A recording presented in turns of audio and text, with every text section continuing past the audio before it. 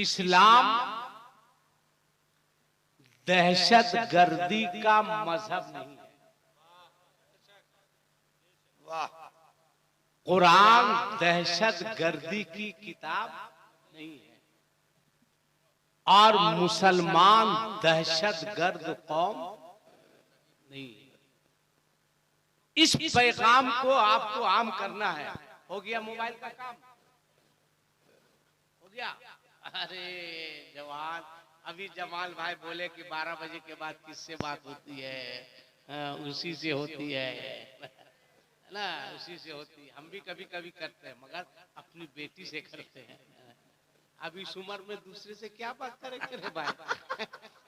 अब उम्र ही नहीं रह गई है, एक्सपायर डेट में जा चुके हैं। कुछ दिनों के बाद नाना बन जाएंगे ना। कुरान की एक आयत है, वला तसुब्बुल लजीना यदऊना मिन दूनिल्लाह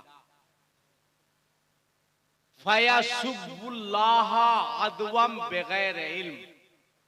इधर देखो बाबू, इधर कुछ मैसेज लेके जाओ। इधर देखो बेटा, मैं मोटा मोटी ठीक ही लग रहा हूं। अगर ठीक नहीं लगता तो ससुराल वाला मेरा इंतखाब कैसे करता है? अल्लाह फरमाता है वला तसुब्बुल लजीना यदऊना मिन दूनिल्लाह, जो लोग अल्लाह के अलावा दूसरे की इबादत करते हैं तुम उसको गाली मत दो। ये कुरान की आयत है। फयसुब्बुल्लाह अदवम बगैर इल्म, अगर तुम उनको बुरा भला कहोगे तो माज अल्लाह रब्बिल आलमीन वो भी तुम्हारे खुदा को बुरा भला कहेगा। ये कुरान की आयत है। अब आप लोगों को दूर नहीं बल्कि करीब कीजिए। लोगों को दूर मत कीजिए, लोगों को करीब कीजिए। सुनो नौजवान, तुम सुनो, तुमसे मुखातब हैं हम। जो बच्चे स्कूल में पढ़ते हैं, जो बच्चे कॉलेज में पढ़ते हैं, जो बच्चे बाहर में रहते हैं, अगर तुम्हारा कोई दोस्त हिंदू हो, सिख हो, ईसाई हो, उसको करीब करो, करीब करो। कहा दोस्त मेरे करीब आओ तब ना हम तुमको इस्लाम समझाएंगे, मेरे नजदीक आओ तब ना बताएंगे मजहब इस्लाम क्या है। मेरे करीब आओ। जो मुसलमान होगा वो दहशतगर्द नहीं होगा, और जो दहशतगर्द होगा वो मुसलमान हो ही नहीं सकता। वाह वाह वाह। तुम बताओ कहेगा कैसे? अपने हिंदू दोस्त को, हिंदू भाइयों को बताओ करीब आओ, मुझको समझो, मेरे मजहब को समझो, कहेगा समझाओ। अब एक बात आप बताइए, आप लोग वजू करते हैं कि नहीं करते? नहीं करते। जुमा जुमा इसमें 95% जुमा वाला है, जुमा वाला है। और इसमें से बाज लोग तो सिर्फ ईद वाले होंगे। अभी ईद गुजरी है। सरकार के जलसे में जाता जरूर हूँ, इसको वफा का नारा लगाता जरूर हूँ, पढ़ता नहीं नमाज तो क्या हुआ जनाब, जुम्मे के रोज लेकिन नहाता जरूर हूँ। हाँ, जुम्मा को मैं, जुम्मा छोड़िए, ईद में ठसक देखिए। जो एक रोजा नहीं रखा है वो सबसे महंगा कपड़ा पहन के अगली सब में रहे। अच्छा। और जो 30 रोजा रखा है वो सबसे पीछे रहेगा, और अगली सब में जाकर के खड़ा है, कहेगा मौलाना नीयत नीयत नीयत, खाक सीखेगा नीयत। इमाम साहब कहे कि अल्लाह अकबर कह के ऐसे हाथ बांधो, ऐसे उठाओ, ऐसे छोड़ो, ऐसे करो, वैसे करो, तुम कैसे करोगे? सुबह तो करता क्या है? इमाम साहब जैसे कहेंगे अल्लाह अकबर, कुछ लोग हाथ उठाएगा और ऐसे देखेगा दाएं कि दाएं बाएं वाला क्या कर रहा है, छोड़ रहा है कि बांध रहा है। अगर वो छोड़ेगा तो यहो छोड़ देगा, वो बांधेगा तो ये भी बांध देगा। क्यों? तूने इस्लाम को समझा क्यों नहीं है? क्या कहना? आज हमारे पास जवाब नहीं है भाई। हम अगले को मुतमईन नहीं कर सकते हैं। अगर कोई कहे तो अपने हिंदू दोस्त को करीब बैठाओ और कहो इस्लाम समझो, कहेगा समझाओ। तो आप कहिए कि आप नमाज से पहले वुजू करते हैं ना? जोर से बोलो हाँ या नहीं। करते हैं। आपके इमाम साहब हजरत मौलाना अब्दुल बारी साहब हैं, आप इनसे पूछिए, आप बताइए कि वुजू में ज्यादा पानी बहाना जायज है या नाजायज है? जोर से बोलो। वुजू में ज्यादा पानी बहाना नाजायज है? आप बताओ अपने हिंदू भाइयों को कि अपने दिल पे हाथ रखो और फैसला करो कि जो मजहब, जो दीन, जो इस्लाम वुजू में ज्यादा पानी बहाने की इजाजत नहीं देता है, तो वो मजहब बेगुनाहों के खून बहाने की हर चीज इजाजत नहीं दे सकता है। वाह वाह वाह, नारे तकबीर, नारे रिसालत। हम उस इस्लाम के मानने वाले हैं। जरा देखो इस्लाम बढ़ा कैसे, इस्लाम हम तक पहुंचा कैसे? क्या तुम्हारे नारा लगा लेने से? क्या शादियों में हिजड़ों के तरह नाच लेने से? क्या लड़की के बाप के पैसे से पटाखा फोड़ लेने से? क्या गरीब नवाज के उर्स के मौके पर 10-20 हजार की चादर चढ़ा लेने से? उलमा बैठे हैं, सुनो, गरीब नवाज के मजार पर 10,000 क्या 10 लाख की चादर चढ़ा दोगे तो कोई जरूरी नहीं कि गरीब नवाज तुमसे खुश हो जाए। कोई जरूरी नहीं। हाँ, वहां का मुजाविर जरूर खुश हो जाए कि 10,000 का काम हुआ। अगर इसी 10,000 रुपए को किसी मस्जिद के तामीर में लगा दोगे तो ख्वाजा भी राजी होंगे, अल्लाह भी राजी होगा, रसूलुल्लाह भी राजी। वाह वाह वाह। करीब करो, इस्लाम को समझो, दीन को समझो, मजहब को समझो। कहाँ है तुम्हारा अखलाक? कहाँ है तुम्हारा किरदार? ये बड़े बूढ़े लोग बैठे हैं, इनसे पूछिए। आज से 20 साल 25 साल पीछे के तरफ आप बढ़िए, पीछे के तरफ इनको उठाइए। ये एकदम पीछे की तरफ चलिए गए। हाँ, उठाइए, उठाइए। खैरियत तो? उठ जाइए, बेदार हो जाइए, बेदार हो जाइए। जब टाइम आएगा तो सो ही जाइएगा। हम भी सो जाएंगे, आप भी सो जाएंगे। ध्यान हाजिर करो। मैं समझा रहा था कि मजहब क्या है, दीन क्या है, इस्लाम क्या है। सुनो, आज आपका अखलाक कहाँ है? आज आपका किरदार कहाँ है? आप किधर हैं? किस समत हैं? आप कहाँ जा रहे हैं? आज से 10 साल 20 साल 25 साल पहले आप जाइए, पीछे जाइए। बूढ़े लोग बैठे हैं, पूछिए। अगर घर का कोई बड़ा, कोई बूढ़ा शख्स, लगता है कोई हमारे खास मेहमान आ रहे हैं।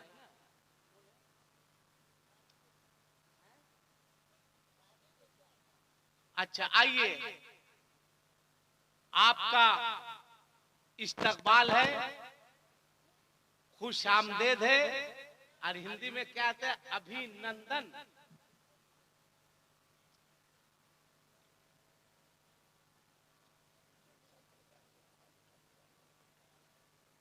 बैठ जाओ बेटा, बैठ जाओ। हो गया मेहमान को आराम करने दीजिए। आने दीजिए, बैठ जाइए। डिसबैलेंस जो है, दोनों तरफ के लोग हुए हैं, दोनों तरफ। इधर देखो, इधर देखो। बैठो भाई, बाकी बैठ जाओ, बैठो भाई। बैठ जाओ बेटा, आने दो। आइए जायसवाल जी, आपका वेलकम है, बैठिए। देखिए डिसबैलेंस दोनों लोग हुए हैं जायसवाल जी, इधर वाला भी गड़बड़ाया है और इधर वाला भी गड़बड़ाया है। हाँ गलत नहीं, इधर वाला को बोला गया बढ़ाने के लिए तो ये कटा के बिल्कुल हटा दिया है, और इधर वालों को कहा गया बढ़ाने के लिए तो ये लोग भी कटा के बिल्कुल सटा दिए हैं। गड़बड़ाया दोनों है। यही वजह है कि तालमेल की कमी है। मैंने पहले कहा मजहब नहीं सिखा था आपस में बैर रखना।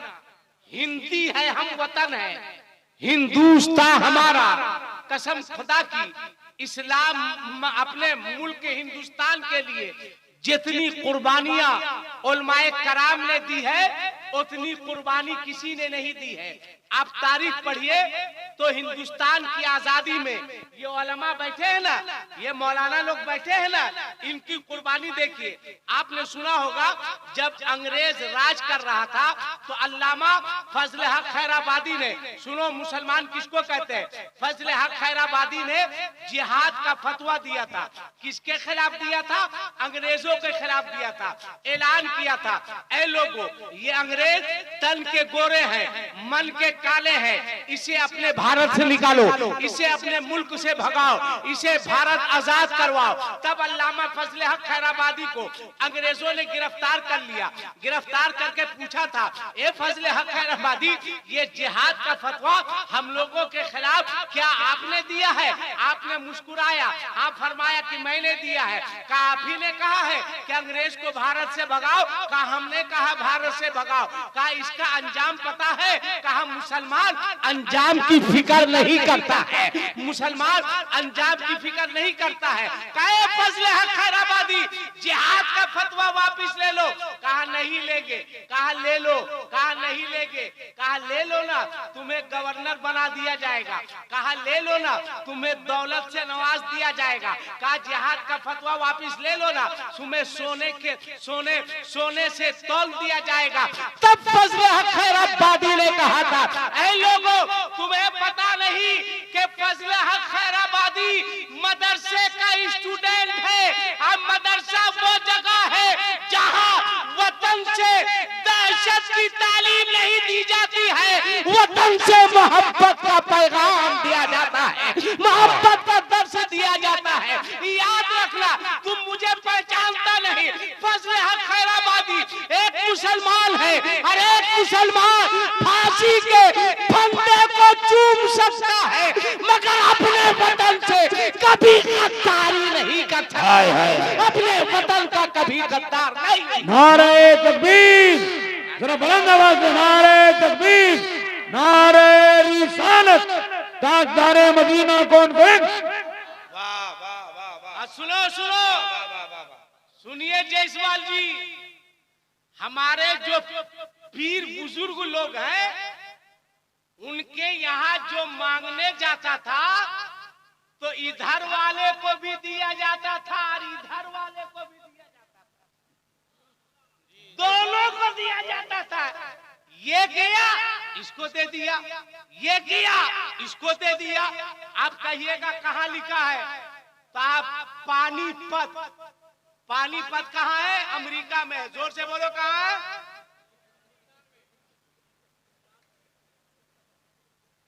एकदम आप लोग जो मिस कॉल कर रहे हैं, पानीपत में एक बुजुर्ग का मजार है, बू अली शाह कलंदर। गौर से सुनो, बू अली शाह कलंदर, उनकी बारगाह में एक गोवालन आती थी दूध देने के लिए। दूध देती थी, बाबा खुश होते थे, पैसा देते थे। अगर 5 पैसे दूध की कीमत हुई तो 10 पैसा देते थे। वो जाके यादव जी को दे देती थी। एक दिन यादव जी ने कहा दूध से की जो कीमत होती है उससे ज्यादा पैसा बाबा देते हैं। कहा बाबा मुझको मानते बहुत हैं। कहा मानते हैं? कहा मानते हैं? कहा कल जाना दूध देना तो बाबा से पैसा मत लेना। कहा क्या लेंगे? कहा शादी को कई साल हो चुके हैं, कोई माँ कह के पुकारने वाला नहीं है, कोई घर में चिराग जलाने वाला नहीं है। अगर बाबा तुमको मानते हैं तो बाबा से कहना, बाबा पैसा नहीं हमें औलाद चाहिए, बाबा हमारी गोद को भर दीजिए ना। उस ग्वारन ने कहा ठीक है। दूसरे के दिन गई दूध देने के लिए, बुआ अली शाह कलंदर बैठे थे, दूध दी। बुआ अली शाह कलंदर ने पैसा दिया, कहा बाबा पैसा नहीं लेंगे। कहा क्या लीजिए, क्या लोगी? कहा दीजिएगा बाबा। कहा मांग के देखना। कहा दीजिएगा ना। कहा मांग के देख। कहा बाबा मैं आपके नबी का कलमा नहीं पढ़ती, ए बाबा मैं कुरान नहीं पढ़ती, मैं मजहबे इस्लाम में दाखिल नहीं हूँ, मैं मुसलमान नहीं हूँ, मुझको दीजिएगा ना। तब बुआ अली शाह कलंदर ने कहा था, याद रखना हम फकीरों के यहाँ दल नहीं देखा जाता है, मांगने वालों का दिल देखा जाता है। वाह वाह वाह, चढ़ाई करके तो देख, मांगने में क्या दिक्कत है? अपने ममता के आंचल को फैला देती है। ए बाबा दीजिएगा ना। बुआ अली शाह कलंदर ने कहा मांग। जारो कत्तार रोने लगी, आंख से आंसू बहने लगे। ए बाबा मैं आपके नबी का कलमा नहीं पढ़ती, मैं मुसलमान नहीं हूँ। बुआ अली शाह दीजिएगा ना। कहा मांगना। कहा लीजिए ना, इसी में दे दीजिए ना। कहा क्या चाहिए? कहा बाबा शादी को कई साल हो गए, कोई माँ कह के पुकारने वाला नहीं है, मेरी कोई औलाद नहीं है, इसमें औलाद दे दीजिए ना। बुआ अली शाह कलंदर ने मुस्कुराया, कहा जा जा पूरे पानीपत में ऐलान कर दे। जोर से बोलो, जोर से ऐलान कर दे। ये नहीं कहा कि उसी को कहना जो कलमा पढ़ती हो। ऐलान कर दो कि जिसको औलाद की जरूरत है मेरी खानकाह में आ जाए। ऐलान हो गया। दूसरे दिन सब लोग पहुंच गई। बुआ अली शाह कलंदर पान बहुत खाते थे, बहुत खाते थे।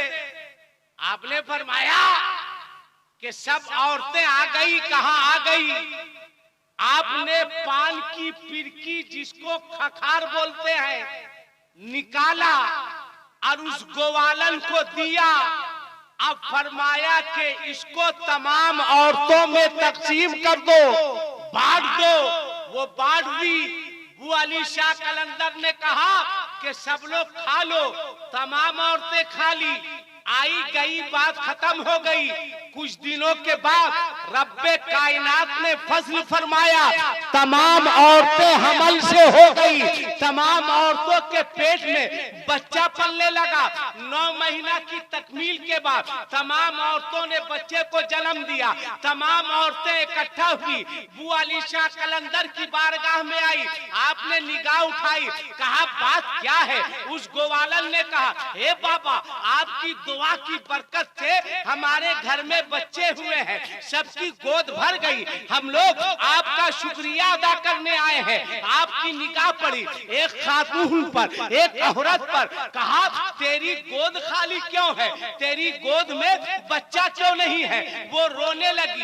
बुआ अली शाह कलंदर, गलती हो गई माफ कर दीजिए, गलती हो गई माफ कर दीजिए। कहा हुआ क्या? कहा आपने जो पान की पिरकी दी थी, मुझको खाने में घिन महसूस हुई कि फकीर का जूठा, मैं हाई फाई नहीं वाई फाई घर की हूँ, कैसे खाऊं? कहा पान की पिरकी को किया क्या तूने?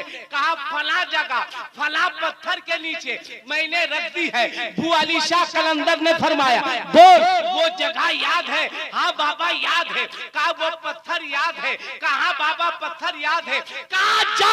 कहा कहाँ जाए? कहा उसी पत्थर के पास जा। रोते हुए दौड़ते हुए जाती है, करीब पहुंचती है, गौर से देखती है, यही जगह है, यही पत्थर है जहां पान की पिरकी मैंने रखी थी। याद करके वो पत्थर को हटाती है तो क्या देखती है कि पत्थर के नीचे पान की पिरकी नहीं है, बल्कि एक बच्चा मुस्कुरा रहा है। एक बच्चा हंस रहा है, इतना देखना था कि गोद में उठाती है पागल के तरह। बू अली शाह कलंदर की बारगाह में पहुंचती है और कहती है, ए बाबा, आज इस्लाम की अजमत समझ में आ गई, आज इस्लाम की हक़ानियत समझ में आ गई, आज इस्लाम का वक़ार समझ में आ गया। बू अली शाह कलंदर ने पूछा था, बोल तुझे क्या समझ में आया? तब उसने रोते हुए कहा था कि हमें ऐलान करने दिया जाए कि जब वलीउल्लाह का ये आलम है तो बोलो रसूलुल्लाह का क्या आलम होगा। जब वली ऐसा है तो बोलो नबी कैसा होगा। वैसा किरदार लाओ, वैसा अखलाक लाओ। इस लड़के के तरह क्या कर रहा है, कहां खोया हुआ है?